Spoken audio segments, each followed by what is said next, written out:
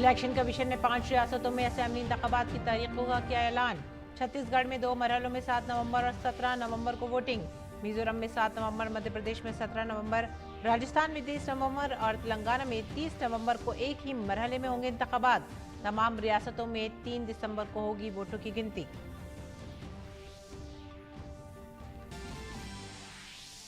Election commission ने कहा 5 रियासतों में पहली बार वोट डालने वालों की तादाद 60,20,000। महफूज और पुरअमन वोटिंग के लिए सिक्योरिटी के होंगे वसी इंतजामात।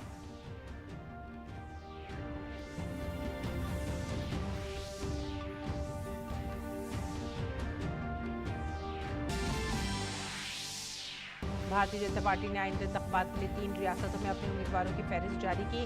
मध्य प्रदेश में 57, छत्तीसगढ़ में 64 और राजस्थान में 41 उम्मीदवारों की फहरिस्त।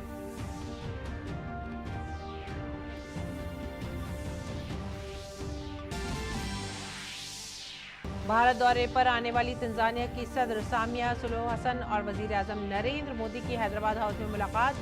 दोनों ममालिक के दरमियान 2 तरफा मुज़ाकरात के बाद 6 मुआहदों पर दस्तखत।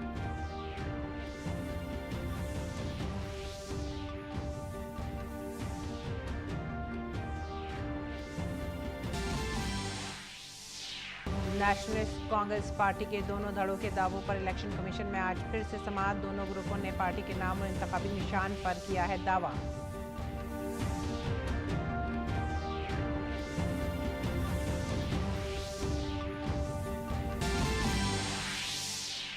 इसराइली फौज और फिलिस्तीनी हमास के दरमियान झड़पें जारी। दोनों जानिब से अब तक 1100 से ज्यादा अमवात। इसराइली हमास तनाज़ा तकरीबन 1100 हलाक।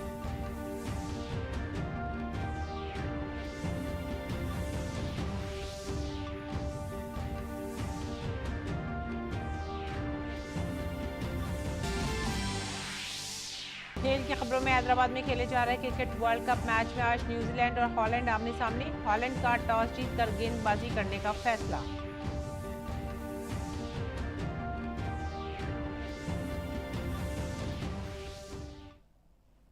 आदाब नाज़रीन, उर्दू खबरों में आप सभी का खैर मकदम है। नजर डालते हैं इस वक्त की खास खबरों की तफसीलात पर।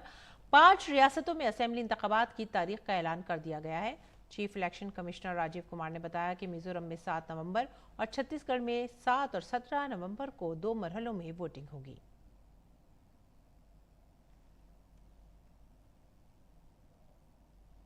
Chief election commissioner Rajiv Kumar ने बताया कि मध्य प्रदेश में असेंबली इंतखाबात के लिए वोटिंग 17 नवंबर को होगी।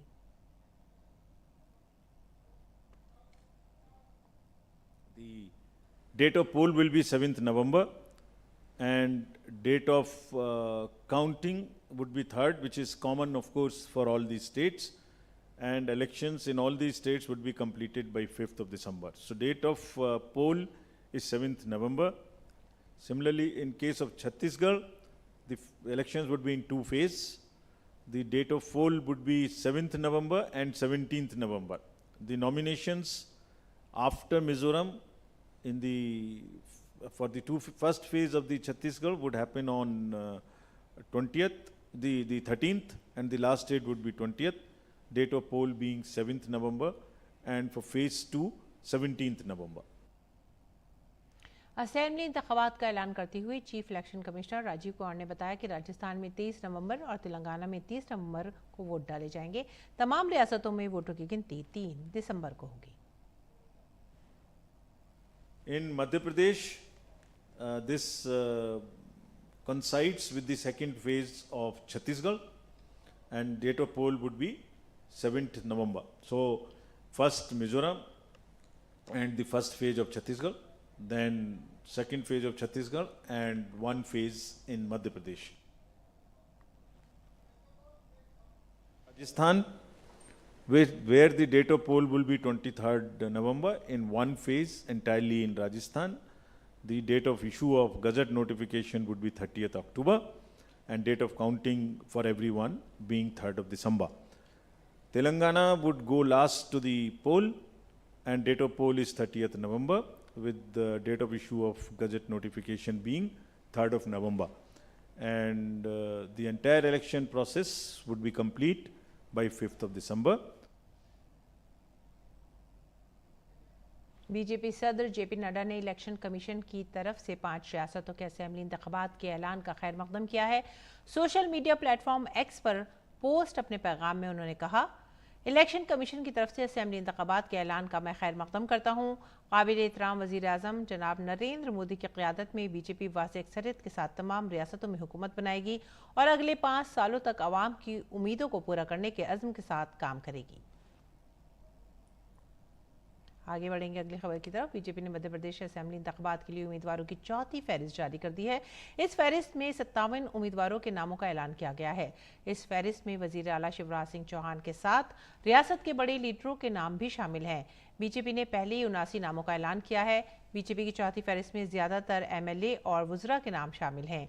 वजीर आला शिवराज सिंह चौहान मदनी से रियासती वजीर दाखिला नरोत्तम मिश्रा, दतिया से गोपाल भार्गव, रहेली से और विश्वास सारंग नरेला से और तुलसी राम सिलावट सांवरे से इलेक्शन लड़ेगी। राजस्थान में इंतखाबी तारीखों के ऐलान के साथ ही बीजेपी ने उम्मीदवारों की पहली फहरिस्त भी जारी कर दी है। इसमें कुल 41 उम्मीदवारों के नामों का ऐलान किया गया है। राजस्थान में बीजेपी ने असेंबली इंतखाबात के लिए 7 अरकान पार्लियामेंट को टिकट दिया है। बीजेपी ने झोटवाड़ा से रुकन पार्लियामेंट राजीव वर्धन राठौर को अपना उम्मीदवार बनाया है। मांडवा से रुकन पार्लियामेंट नरेंद्र कुमार को इंतखाबात में उम्मीदवार बनाया गया है। तो इसके अलावा विद्याधर नगर से दया कुमारी, सवाई माधोपुर से करोड़ी लाल मीना, तिजारा से बाबा बालकनाथ, किशनगढ़ से भागीरथ चौधरी और सांचौर से देवीजी पटेल को टिकट दिया गया है। राजस्थान में 200 सीटों के लिए 23 नवंबर को वोटिंग होगी और वोटों की गिनती 3 दिसंबर को होगी। और इस बीच भारतीय जनता पार्टी ने छत्तीसगढ़ असेंबली इंतखाबात के लिए उम्मीदवारों की दूसरी फहरिस्त भी जारी कर दी है। इस बार पार्टी ने 64 सीटों के नामों का ऐलान किया है। इससे कबल बीजेपी ने 21 उम्मीदवारों की फहरिस्त जारी की थी। आज जारी करदा फहरिस्त में साबिक वजीर और मंगेली से रुकन असेंबली पन्नूलाल मोहिले, धमित्री से रुकन असेंबली रंजना साहू और दयाल दास बघेल को मौका दिया गया है। बीजेपी की जानिब से जारी करदा फहरिस्त के मुताबिक इस बार पार्टी ने मेंबरान पार्लियामेंट को भी मैदान में उतारा है। सरगोजा से रुकन पार्लियामेंट और मरकजी वजीर रेणुका सिंह को भरतपुर सोनहट से मैदान में उतारा गया है, जबकि पथलगांव से गोमती साई को मौका दिया गया है। इसके अलावा लौरमी असेंबली सीट से अरुण साऊ मैदान में होंगे। छत्तीसगढ़ में 2 मरहलों में इंतखाबात होंगे। पहले मरहले में 7 नवंबर और दूसरे मरहले में 17 नवंबर को वोट डाले जाएंगे। इंतखाबी नताइज का ऐलान 3 दिसंबर को होगा।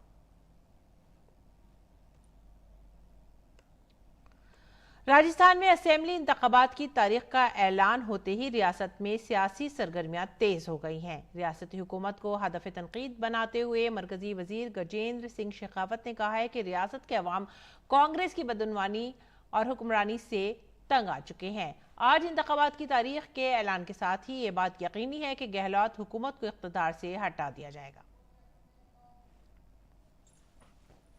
सरकार जिसने भ्रष्टाचार को, जिसने बलात्कार को, जिसने बेरोजगारी को, महंगाई को, पेपर लीक को राजस्थान की पहचान बनाया, वो सरकार अब जाने वाली है। उसकी अंतिम तिथि आज इस घोषणा के साथ में सुनिश्चित हो गई है। और राजस्थान कांग्रेस के रियासती सदर गोविंद सिंह डोटासर ने कहा है कि इलेक्शन कमीशन पहले भी तारीखों का ऐलान करता रहा है। हम इसका इस्तकबाल करते हैं और राजस्थान में लोगों ने मन बना लिया है कि कांग्रेस हुकूमत को फिर से इख्तिदार में लाना है। देखिए, तारीखें तो चुनाव आयोग देता रहा है और संवैधानिक व्यवस्था है, दी है, हम उनका स्वागत करते हैं। हम लोग तैयार हैं और 23 तारीख को राजस्थान की जनता, राजस्थान के आदरणीय मतदाता हमारी गुड गवर्नेंस, हमारी अच्छी योजनाएं, हमारा अच्छा बजट, जो गारंटियां हमने दी हैं उससे सबसे खुश हैं। तो राजस्थान की जनता ने मन बना लिया अब की बार कि हम राजस्थान में कांग्रेस की सरकार को रिपीट करेंगे। और Congress general secretary KC Venugopal ने कहा है कि 5 रियासतों में होने वाले असेंबली इंतखाबात के तय कांग्रेस पार्टी पुरुमीद है। हम इन तमाम 5 रियासतों में हुकूमत बना रही हैं। Party is totally confident on winning all the 5 states. We are going to form government in all the 5 states where the assembly election is going to be happen. Tanzania के सदर सामिया सुलूहु हसन भारत के दौरे पर हैं। वजीर आजम नरेंद्र मोदी और तंजानिया के सदर के दरमियान दिल्ली के हैदराबाद हाउस में दो तरफा बातचीत हुई। दोनों रहनुमाओं ने बाहिमी दिलचस्पी के मुख्तलिफ उमूर पर तबादला ख्याल किया। दोनों रहनुमाओं ने दो तरफा इलाकाई और आलमी उमूर पर भी अपने ख्याल मुश्तरक किए।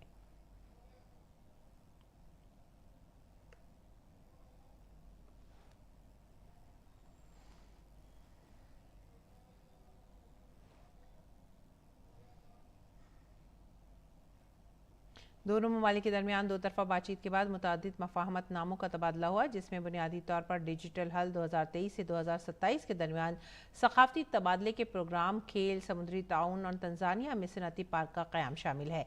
इस दिन को तारीख़ी करार देते हुए वज़ीर आज़म नरेंद्र मोदी ने कहा कि भारत और तंजानिया बाहिमी तिजारत और सरमायाकारी के लिए एक दूसरे के अहम शराकतदार हैं। उन्होंने कहा कि दोनों फरीक मकामी करेंसी में तिजारत को फ़रोग़ देने के माहदे पर भी काम कर रही हैं। आज का दिन भारत और तंजानिया के संबंधों में एक ऐतिहासिक दिन है।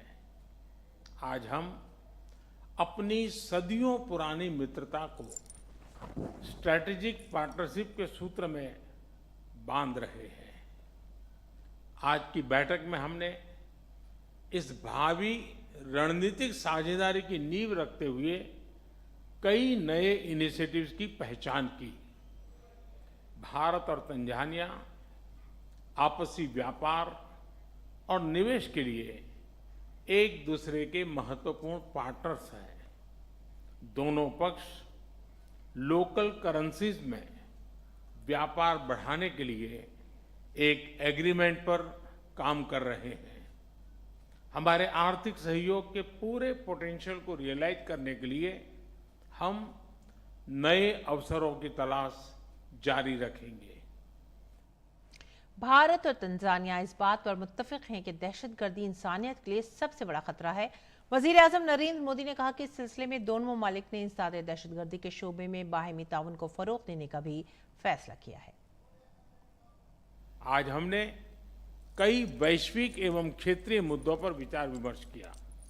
हिंद महासागर से जुड़े हुए देशों के रूप में हमने maritime security, piracy, drug trafficking जैसी चुनौतियों का सामना करने के लिए आपसी समन्वय बढ़ाने पर बल दिया। इंडो पैसिफिक में सभी प्रयासों में हम तंजानिया को एक बहुमूल्य पार्टनर के रूप में देखते हैं। भारत और तंजानिया एक मत है कि आतंकवाद मानवता के लिए सबसे गंभीर सुरक्षा खतरा है। इस संबंध में हमने काउंटर टेररिज्म के क्षेत्र में आपसी सहयोग को बढ़ाने का भी निर्णय लिया है। तंजानिया के सदर ने G20 में अफ्रीकी यूनियन की शमूलियत के लिए वजीर आजम नरेंद्र मोदी का शुक्रिया अदा किया। उन्होंने भारत के साथ अच्छे ताल्लुकात बरकरार रखने के अज़्म का भी इजहार किया। उन्होंने तंजानिया में IIT के मदारिस कैंपस के क़याम के ऐलान पर वजीर आजम नरेंद्र मोदी का शुक्रिया भी अदा किया। But the decision by the Indian Institute of Technologies to establish the first ever overseas campus in our country is an honor and a privilege to us.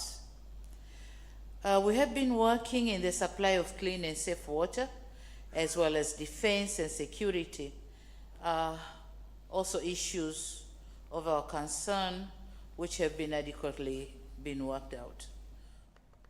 Election commission आज फिर नेशनलिस्ट कांग्रेस पार्टी के दोनों ग्रुपों के दावों पर समाअत कर रहा है। दोनों ग्रुपों ने पार्टी के नाम और इंतखाबी निशान पर दावा पेश किया है। इससे पहले जुमे को इलेक्शन कमीशन ने शरद पवार और अजीत पवार के ग्रुप की दरख्वास्त पर समाअत की थी। इस दौरान अजीत पवार ग्रुप ने 42 MLA की हिमायत का दावा किया। यह तनाज़ा इस वक्त शुरू हुआ जब अजीत पवार महाराष्ट्र में NDA हुकूमत में शामिल हुए। इसके बाद अजीत ने NCP पर अपना दावा पेश किया। अजीत पवार के इस इक़दाम के खिलाफ शरद पवार ने इलेक्शन कमीशन से रुजू किया। इससे कबल इलेक्शन कमीशन ने शरद पवार ग्रुप के खिलाफ वजह बताओ नोटिस जारी किया था।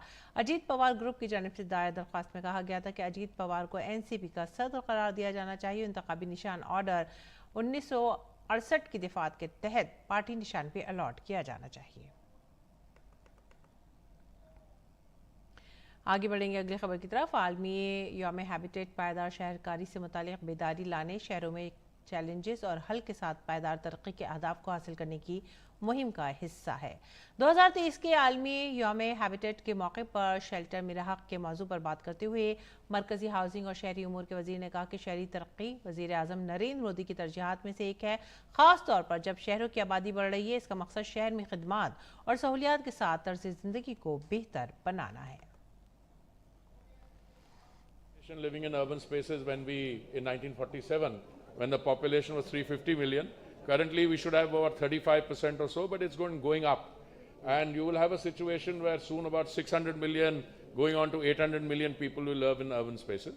The urban rejuvenation has been a major plank of the Honorable Prime Minister's policies after 2014. In the previous 10 years, we, I think, spent only, when the Congress UPA government was there, we spent only 1,57,000 crores on urban space. Today, I can tell you we're spending many times that, more than 18 lakh crores. और नई दिल्ली के भारत मंडपम में आज से 26वें energy technology का आगाज हुआ। Petroleum और कुदरती गेम के वजीर हरदीप सिंह पुरी ने 3 दिन तक चलने वाली इस मीटिंग का इफ्तिताह किया। इस मौके पर उन्होंने एक नुमाइश का भी इफ्तिताह किया जिसमें तवानाई के शोबे, खासकर रिफाइनिंग और पेट्रोकेमिकल सेक्टर में हुई तकनीकी तरक्की को जाहिर किया गया है। हरदीप सिंह पुरी ने इस मौके पर कहा कि हुकूमत मुल्क में बायोफ्यूल के इस्तेमाल को फरोग दे रही है। उन्होंने कहा कि भारत में 2070 तक सिफर अखराज के हदफ को वक्त से पहले हासिल किया जा सकता है। The energy sector, whilst the net zero target is 2070, but I think all my friends sitting in the first row have net zero targets, and I'm talking about GAIL, IOCL, HPCL, BPCL, all I think 2035 and 2040, which is far more short term than many of the people who are being prescriptive in terms of doing this quicker. और Indian Space Research Organisation ISRO ने अपने पहले सूरज mission के हवाले से एक नई update share की है। दरअसल आदित्य L1 खलाई जहाज़ मुकम्मल तौर पर ठीक है और सूरज में ज़मीन L1 की तरफ बढ़ रहा है। सोशल मीडिया प्लेटफॉर्म एक्स पर एक पोस्ट शेयर करते हुए इसरो ने कहा कि 6 अक्टूबर को ट्रैजेक्टरी करैक्शन मैन्यूवर ने 16 सेकंड तक काम किया। पोस्ट में कहा गया कि खलाई जहाज़ बिल्कुल ठीक है और सन अर्थ L1 की तरफ बढ़ रहा है। इसे 19 सितंबर को अंजाम दिए गए ट्रांस लैग्रेंजियन पॉइंट 1 के इंदराज को ट्रैक करने के बाद रफ्तार को दुरुस्त करने की ज़रूरत है। TCM इस बात को यकीनी बनाता है कि खलाई जहाज़ अपनी जगह पर है, L1 के इर्द गिर्द हेलो ऑर्बिट में दाखिल होने की राह पर है। जैसे जैसे आदित्य L1 आगे बढ़ रहा है, कुछ दिनों में मैग्नेटिमीटर का काम भी दोबारा से शुरू हो जाएगा। बात करेंगे आयुष्मान भारत की। आयुष्मान भारत स्कीम जो मुल्क के गरीब तबके को इलाज के लिए 5 लाख रुपए तक का हेल्थ इंश्योरेंस फराहम करती है, उसने 5 साल मुकम्मल कर लिए हैं। इस स्कीम के तहत मुल्क की 26 रियासतों और 7 मरकज़ के ज़ेर इंतज़ाम इलाकों में अब तक 25.4 करोड़ आयुष्मान कार्ड बनाए जा चुके हैं, जबकि इस स्कीम के जरिए 5.7 करोड़ से ज्यादा मुस्तहिकीन को मुफ्त इलाज का फायदा भी मिला है। इस दौरान गरीबों को 1 लाख करोड़ रुपए से ज्यादा की बचत हुई है और इससे गरीबों को राहत मिली है। ये स्कीम फहरिस्त में शामिल अस्पतालों में मुफ्त इलाज फराहम करती है। ये मुकम्मल तौर पर पेपरलेस सहूलत है। यही नहीं, मरीज को अस्पताल में दाखिल होने से पहले और 15 दिन तक मुफ्त टेस्ट, इलाज और अद्वियात भी मिलती हैं। हम आपको बताते हैं कि PM आयुष्मान भारत जन आरोग्य योजना के तहत हर इस्तफादकंदा को 5 लाख रुपए का हेल्थ इंश्योरेंस मिल जाता है और इसमें तकरीबन हर तरह की बीमारी और सर्जरी को कवर किया जाता है। गुज़िश्ता चंद दिन से कावेरी के पानी की तकसीम को लेकर कर्नाटक और तमिलनाडु के दरमियान जारी तनाज़े में आज एक नया मोड़ देखने को मिला। तमिलनाडु के वज़ीर आला M.K. स्टालिन ने आज रियासती असेंबली में एक करारदाद पेश की, जिसमें कर्नाटक हुकूमत से कावेरी वाटर मैनेजमेंट अथॉरिटी के अहकामात के मुताबिक पहले से तयशुदा हिदायत पर अमल करते हुए कावेरी का पानी छोड़ने को कहा गया है। तजवीज़ पेश करते हुए स्टालिन ने कहा कि तमिलनाडु में कावेरी का पानी ज़राअत की बुनियाद और कावेरी डेल्टा के किसानों की रोजी रोटी का तहफ़्फ़ुज़ है। हमने सबसे पहले ऐवान के जरिए करारदाद पास करवाई है। कावेरी वाटर मैनेजमेंट अथॉरिटी की हिदायत के मुताबिक कर्नाटक को तमिलनाडु को पानी छोड़ने की हिदायत देने के लिए मरकजी हुकूमत से भी दरख्वास्त की थी। इसराइल और फ़िलिस्तीन के दरमियान जंग जारी है। दुनिया के दीगर ममालिक के सरबराहान मुमलिकत ने भी इन दोनों ममालिक के दरमियान जारी जंग पर अपना शदीद रद्द-ए-अमल जाहिर किया है। बेशतर ममालिक हमास के इस हमले की शदीद मजम्मत कर रहे हैं। भारत ने इसराइल पर हमले की मजम्मत करते हुए खुद को इसराइल के साथ खड़ा होने का ऐलान किया है। इसके साथ ही फिलिस्तीन की हामी समझी जाने वाली कांग्रेस पार्टी ने इस पूरे मामले पर मुतवाज़न बयान जारी किया है। कांग्रेस मौजूदा हालात में मुतवाज़न बयान देकर किसी भी किस्म के तनाज़े में उलझने से बचने की कोशिश कर रही है। कांग्रेस ने हमेशा फिलिस्तीन की हिमायत की है। अभी चंद दिन पहले कांग्रेस ने बीजेपी हुकूमत पर तनकीद की थी और इल्ज़ाम लगाया था कि वो फिलिस्तीन के साथ पहले से किए गए वादे से पीछे हटने और इसराइल की मुकम्मल हिमायत का इल्ज़ाम लगाया। इसके अलावा जून 2021 के महीने में कांग्रेस ने गजा में इसराइल और फिलिस्तीनियों के दरमियान जारी तनाज़े पर भारत के मौक़िफ़ पर तनकीद की थी। बीजेपी ने शनिचर के रोज़ इसराइली हमले पर कांग्रेस को हदफ तनकीद बनाया। मुंबई दहशतगर्दाना हमले समेत मुल्क भर में मुख्तलिफ दहशतगर्दी के वाक़यात की मिसालें देते हुए बीजेपी ने कहा कि इसराइल आज जिसका सामना कर रहा है, भारत ने 2004 और 14 के दरमियान इसका सामना किया है। कभी माफ़ ना करो, कभी ना भूलो। बीजेपी की जानिब से जारी वीडियो में राहुल गांधी का एक बयान भी शामिल किया गया है, जिसमें उन्होंने कहा था कि हर दहशतगर्दाना हमले को रोकना बहुत मुश्किल होता है। उधर हमास के साथ जारी लड़ाई में इसराइल में हलाकतों की तादाद 700 और जख्मियों की तादाद 2100 से तजावज़ कर गई है। हलाकतों की तादाद में इजाफे का खदशा है क्योंकि अभी कुछ इलाकों को हमास के हमलावरों से आज़ाद कराना बाकी है। लड़ाई अभी भी जारी है। इसराइली हुक्काम ने इस बात की भी तस्दीक की है कि हमास ने कम अज़ कम 100 इसराइलियों को यरग़माल बनाया है। दूसरी जानिब इसराइली फ़ौज की जवाबी कार्रवाई में 400 से ज़ायद अफराद मारे गए हैं। इसी दौरान अक़वाम मुत्तहिदा की सलामती कौंसिल में होने वाले हंगामी इजलास में इसराइली सफ़ीर ने हमास पर जंगी जराइम का इल्ज़ाम भी आयद किया है। दरअसल पेंटागन ने कहा है कि अमरीका इसराइल को गोला बारूद और साजो सामान फराहम करेगा और फिलिस्तीनी अस्करियत पसंद ग्रुप हमास के हमलों के जवाब में मशरिक़ वस्ती में अमरीकी अफवाज में इजाफा करेगा। अमरीकी वज़ीर दिफा लॉयड ऑस्टिन ने कहा है कि अमरीकी हुकूमत तेज़ी से इसराइल की दिफाई फ़ौज को गोला बारी समेत इजाफी आलात और वसाइल फराहम करेगी। अगली खबर अफगानिस्तान से। अफगानिस्तान के ज़लज़ले से हज़ारों ख़ानदान नबर्द आजमा है। 2500 से ज़ायद अफराद लुक़मा अजल बन चुके हैं। लाखों लोग इससे जूझ रहे हैं। ज़लज़ले के बाद अफगानिस्तान के तालिबान हुकूमत ने दूसरे ममालिक से मदद की अपील की है। यह आदाद शुमार तालिबान हुकूमत के तर्जुमान ने दी हैं। अक़वाम मुत्तहिदा के हुकूक़ इंसानी के दफ्तर से एक ताज़ा इत्तला मिली है कि 465 मकानात तबाह और 135 को नुकसान पहुँचा है। यही नहीं, अब भी कई लाशें मकानात के मलबे तले दबी हुई हैं, जिन्हें निकालने का काम जारी है। काबिल ज़िक्र है कि अफगानिस्तान का एक बड़ा इलाका ज़लज़ले से मुतासिर है। हिंदुकुश पहाड़ी सिलसिले में यूरेशियन और भारतीय टेक्टोनिक प्लेटों के आपस में टकराने की वजह से या मिलने की वजह से यहाँ पर अक्सर ज़लज़ले आते हैं। हिंदुकुश ज़लज़ले के असरात कई बार भारत के दिल दिल्ली तक भी पहुँचते हैं। और अब रुख करते हैं खेल के मैदान का। आईसीसी वनडे आलमी कप न्यूजीलैंड का हॉलैंड से मुकाबला जारी है। हैदराबाद में खेले जा रहे इस मैच में हॉलैंड ने टॉस जीतकर गेंदबाजी करने का फैसला किया है।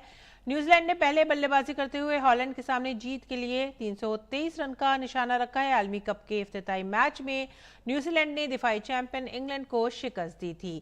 दूसरी जानिब अपने पहले ही मैच में पाकिस्तान के हाथों शिकस्त का सामना करने वाली हॉलैंड की टीम इस मैच में उलटफेर करने की कोशिश करेगी। इससे कबल दोनों टीमें 4 बार वनडे में आमने सामने आ चुकी हैं और हर बार न्यूजीलैंड ने ही फतेह हासिल की है। और भारत ने आईसीसी वर्ल्ड कप में जीत के साथ शुरुआत की है। पहले मैच में भारत ऑस्ट्रेलिया को 6 विकेट से शिकस्त देने में कामयाब रहा है। भारत ने ऑस्ट्रेलिया के खिलाफ जीत के लिए 200 रन का हदफ 41.2 ओवर में 4 विकेटों के नुकसान पर हासिल किया है। हिंदुस्तान की शुरुआत खराब रही। हिंदुस्तान के सरफहरिस्त 4 बल्लेबाजों में से 3 बगैर खाता खोले ही आउट हो गए। ये पहला मौका है कि वर्ल्ड कप के किसी मैच में हिंदुस्तान के टॉप 4 में से 3 बल्लेबाज सिफर पर ही आउट हुए। इसके बाद कोहली और राहिल ने हिंदुस्तानी टीम की कमान संभाली और स्कोर को 100 से आगे ले गए। दोनों बल्लेबाजों ने अपनी निस्फ सेंचुरियां मुकम्मल कर ली हैं। कोहली और राहिल के दरमियान चौथे विकेट के लिए 165 रन की शराकतदारी हुई। कोहली 85 रन बनाने के बाद आउट हुए। उसके बाद राहिल ने हार्दिक पांड्या के साथ मिलकर मजीद कोई विकेट नहीं गिरने दिया और टीम को फतेह से हमकिनार किया। राहिल 97 और हार्दिक 11 रन बनाकर नॉट आउट रहे।